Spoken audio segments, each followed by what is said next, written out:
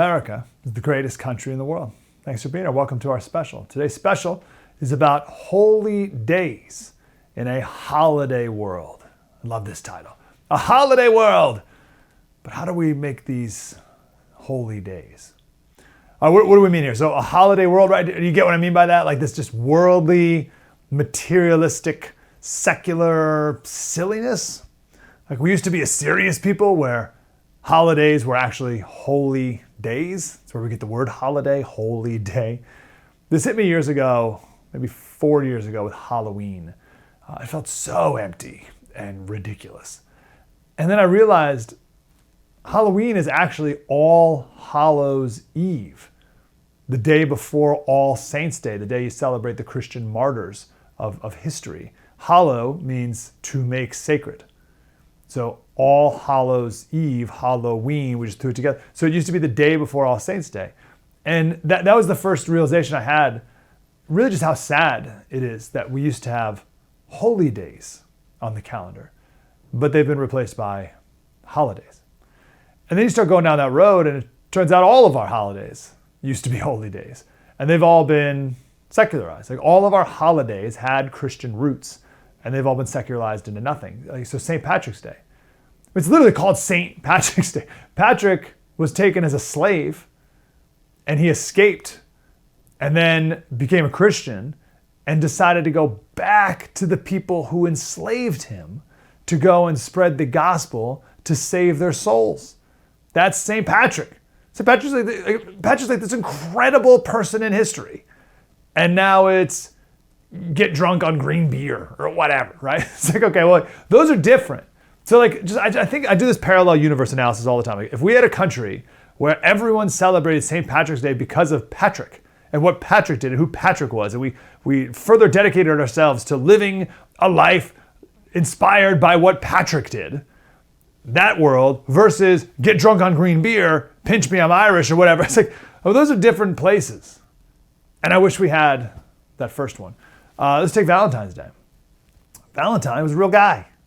He kept performing weddings, even though the emperor said you're not allowed to marry Christians. Christians are not allowed to get married. And Valentine kept doing it, so the emperor beheaded him. Valentine was a martyr. And then Christmas, ooh, baby. I used to go on this, well, here's my Santa message. Why does Santa, we're going to talk a lot about Santa today. My initial message going into this special, at least, because we got a couple guests about this.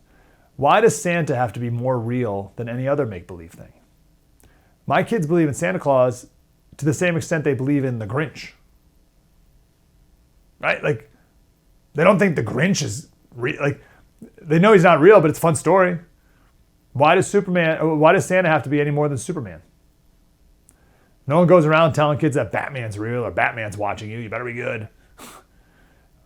And Santa, like, we're just feeding our kids this counterfeit Jesus who's just a pathetic version of Jesus. What wisdom does Santa impart? Nothing. Santa's never said anything. Ho, ho, ho, that's it. And it's all of Christmas has become secularized. We went from one light that lit the sky to Bethlehem, where Jesus was born, and now there's lights everywhere. Christmas morning, actual Christmas morning, was this poor stable. And now it's about more and more presents. Christmas was peace on earth, and now it's madness, crowds and traffic, and rushing all the time. Santa Claus gives you what you want because you deserve it. Jesus Christ gives you what you need, even though you don't deserve it.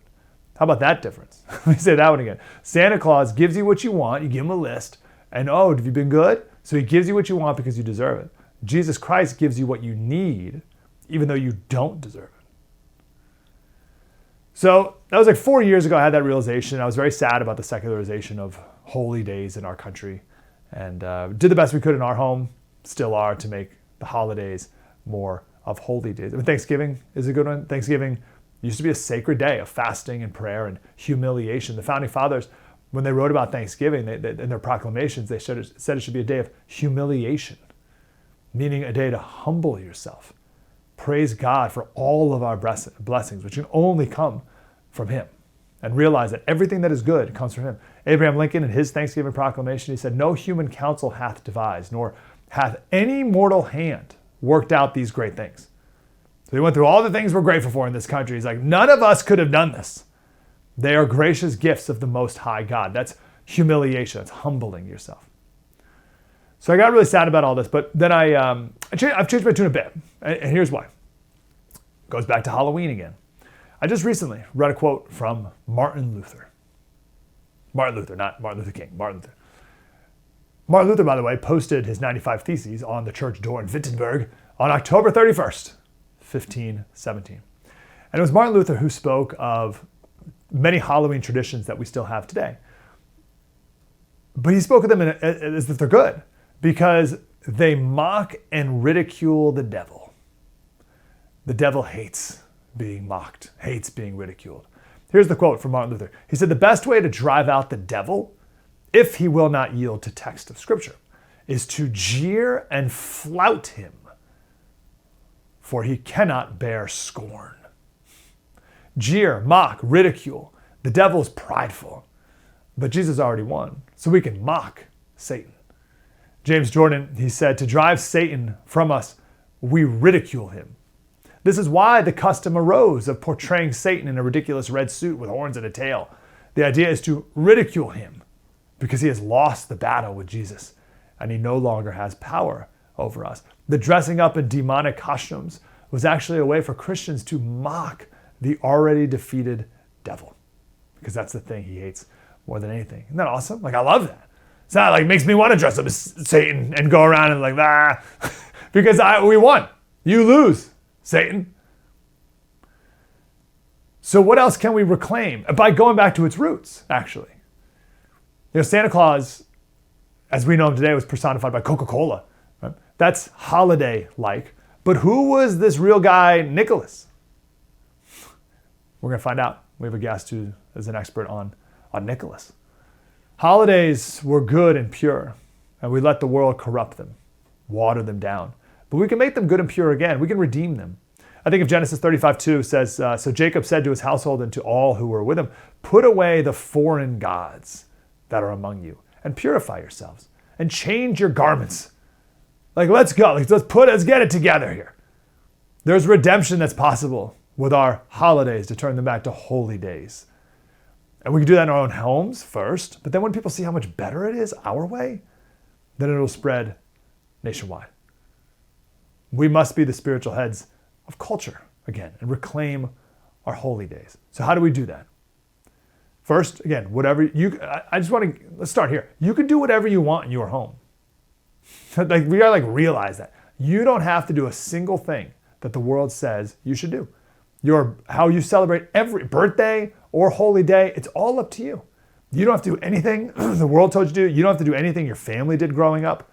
You don't have to do the things that you think you should do for whatever. No, you do whatever you want to do and just do good things. You do it. It's your home. How can we reclaim what is good and pure from our holiday world? Isaiah 60:12 says, for the nation and kingdom that will not serve you shall perish. Those nations will be utterly laid to waste. I put that here because we should reclaim. How to reclaim, we'll talk about. Let's start, should we? If a nation serves God, they'll be prosperous. If they don't, it'll be very bad for them. I believe that's true for us as well. Not only holidays and how we've been celebrating them, but where else in our lives have we let the world take over and water it down to the point where we forgot what is good and pure about everything in the first place? Let's reclaim these things in our life, and I think we'll be in a much better place. And our holy days is a great place to start. Our friend Pastor Alan Jackson is here. He's the pastor of World Outreach Church and the host of Alan Jackson Now. Pastor Jackson, how are you, sir? I'm great. Good to be with you again, Mike. How can we approach this Christmas season properly, do you believe? Well, I'm sure there's a myriad of responses to that, but the easy way to start is in our own home. Whatever that looks like, whatever life season you're in, I've been encouraging my friends for a while now to take one meal a week at the kitchen table together as a family. and put your devices away, and it's kind of a wellness check. And I think for the holidays, that's perfect. It's because it's such a busy season and there's so much happening. And then you shape the narrative for your holiday or in your home, beginning at that kitchen table. And you're not victims of culture or media or marketing. You get to set that narrative. And if your kids are grown and you're empty nesters or in another life season or you don't have a family yet, you make that one meal a week about hospitality and you invite somebody in and you begin to shape your own holiday narrative around the table. And I like that a lot better than being victimized by all the things that we don't like. Yeah. If Jesus is not the center of our celebrations, what is? Who is? Well, yeah, I'm a pastor, so I guess I better start with those givens. You know, I spend my time telling the Christmas story from the Bible out. And so Christmas for me begins with the Jesus story and the birth narratives and the cast of characters that are around that. And it's not a complicated story. In fact, I think the brilliance of it and the great impact of it is it's so accessible to us. Wise men came to seek out the infant Jesus. And it was difficult and disruptive and expensive. And maybe it wasn't even what they expected when they started, but it was something that caused them to rejoice. The not so wise people took the opposite approach. They resisted Jesus and killed all the babies in Bethlehem and didn't want anything to do with the narrative. And 2,000 years later, it's not much more complicated than that for me. This time of the year is a time to renew my faith, to kind of do a little evaluation of my year and how have I done with the person of Jesus? Have I been seeking him this year and inviting him into my life? And if not so, I don't want to peddle guilt and shame. I just want to invite people to let's build a plan for the new year that will make that better. And so it's a wonderful time to kind of review and reflect and celebrate the goodness of God. He cares about us. There is a God. He can be known, and he's so interested in us that he asked his son to become one of us and walk amongst us. That's a remarkable narrative, and it's what separates the Christian faith from all the other options. You have an Advent book called Lead with Faith at Christmas. First of all, what is Advent? It's a word we've all heard before, but maybe some people associate it with like a piece of chocolate or something. So what is Advent? And then what does it mean to lead with faith? Well, Advent is usually celebrated by the more liturgical churches, the churches with a bit more formal order of worship. And if you're in one of them, you'll know that. And if you're in one that didn't celebrate Advent, it isn't something that belongs to the Catholic. Sometimes people get agitated and they think it's only a Catholic thing, and that's not true. It'd be okay if it was, but it's the 4 Sundays that precede Christmas Day.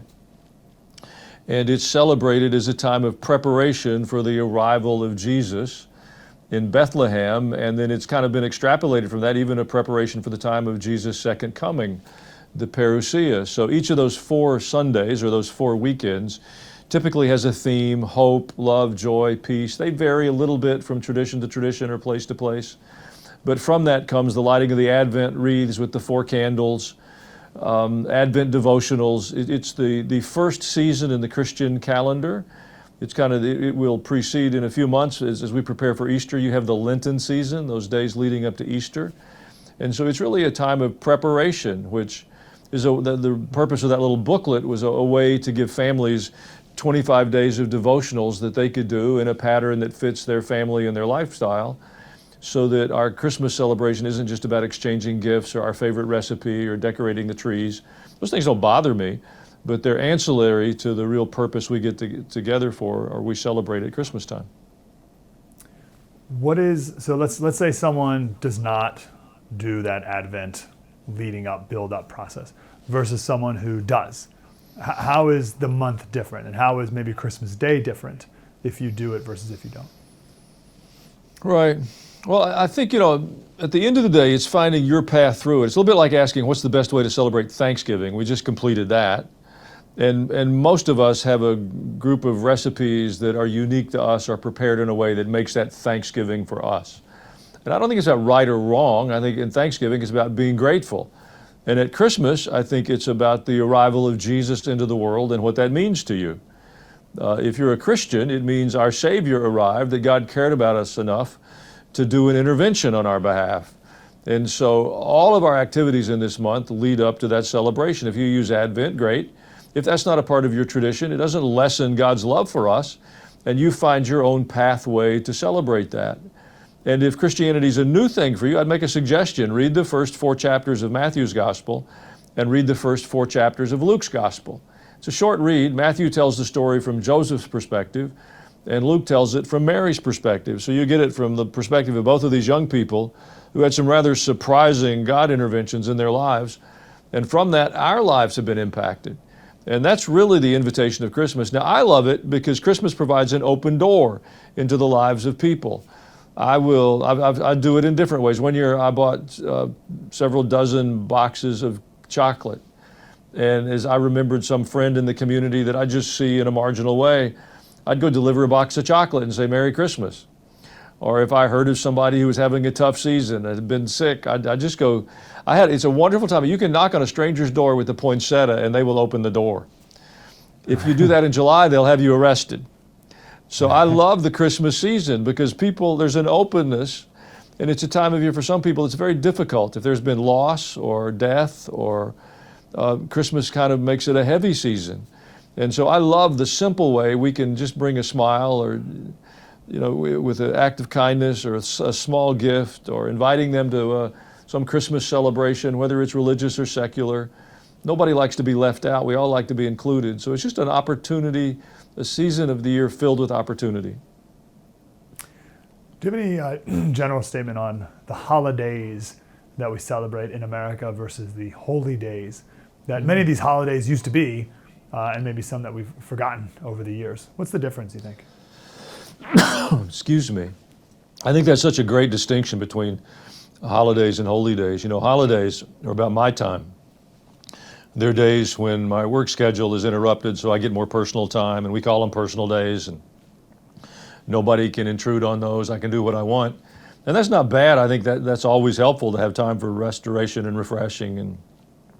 But holy days are something else. Holy days are centered in God. Those are His days when we're reflecting on what He's done for us. And most of our concepts of holy days, if you're a Christian, come from a Judeo-Christian worldview. And so we learn about those through the Jewish holidays. Things like Passover or the Day of Atonement. And those come with a very prescribed set of responses to God. The Day of Atonement is a day of fasting. I mean, it's a holiday, but it's a very holy day. And I've been in Jerusalem with guests in a hotel, and there's no food available. I had to go find some non-Jewish establishment so I could feed my friends that weren't interested in fasting on the Day of Atonement. Well, we've lost that a little bit in America in our Christian traditions. I think our holy days have become almost completely co-opted by the notion of a holiday, and it's about what I want, what's on my gift list, who I want to go visit, what food I want to eat. And I don't think those things are wrong, but I think they fall short of recognizing that the day really is about what God has done for us. And whether it's a few moments of prayer that you spend with yourself or with your family or with some friends, I have developed the habit that if you invite me to some holiday gathering, that before I leave with the host or whoever's invited me, I'm going to have a prayer, maybe a sentence prayer. It may be a prayer of thanksgiving. I'm just going to take a little Jesus with me when I go. So I'm happy to have the celebrations and all the food and the music and all the entertainment, but I want to be certain that I take my faith with me through the holiday season. Pastor Alan Jackson, World Outreach Church, Alan Jackson now. And what's the new book, and where can we find this Advent book? Well, Leading with Faith at Christmas time, it's really built for families. It's 25 daily devotionals. There's some Christmas recipes. There's some Christmas activities. If you don't know how to bring your faith to your kitchen table, that little book will help you do it. It's easy to share with your grandchildren or a neighbor. You can get those at alanjackson.com. They're available. We'll have it delivered to you. I'm not sure it'll be a reindeer in a sleigh, but it'll get to your house. We'll get it to you. Pastor Alan Jackson, appreciate you, sir. Great to talk to you. Thanks, Mike. Appreciate your time. Merry Christmas.